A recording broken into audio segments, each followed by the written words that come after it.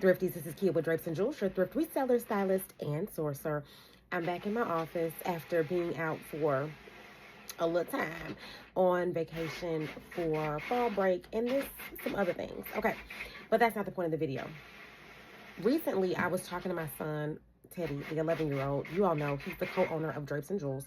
You've seen him from time to time rocking some of his thrifted things. He doesn't love the thrift store, but he appreciates you all's business. What we were talking about was the difference between inexpensive and cheap. We were thrifting and we saw something really beautiful. A crystal gold tone rotary phone, very old school, very beautiful, and it was a remarkable price. And if I had space for it in the Black Museum where I live, I would purchase it. But I was like, we can't bring nothing else in here that doesn't meet the fabulous or the function of the home.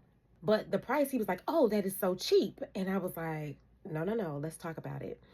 And so what we talked about was that cheap isn't just a reflection of how much something costs.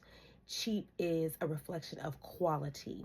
When you see something and you say, oh, that's cheap, it is not usually that you're talking about the cost of the good. Now, you may be, right? But in most instances, we're talking about how it's made. And maybe the quality of how it's made, maybe that it's made poorly, maybe that it's not put together very well, maybe that it has one or two uses and not many other. When we talk about inexpensive, it is that it could be of high quality, but the cost isn't as much money as maybe we expected to pay for something. And so I want us to be cautious about language. You all know how I feel about that because I've been talking to you for a while about the language of thrifting and how elitist it can be. Does that help you? Is that a conversation we should be having more often? Maybe. But it's something I wanted to share with my son because understanding of money is very different than my understanding as an adult.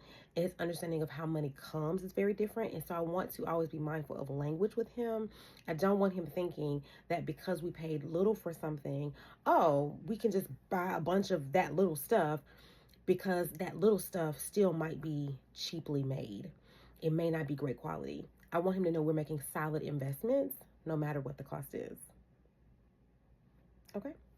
Maybe that's something you can share with your own little people in your life. I hope that helps you. If you want more style tips, style inspiration, to shop the virtual boutique, or to join me on a live show and whatnot, go to drapesandjewels.com. Happy thrifting. Bye.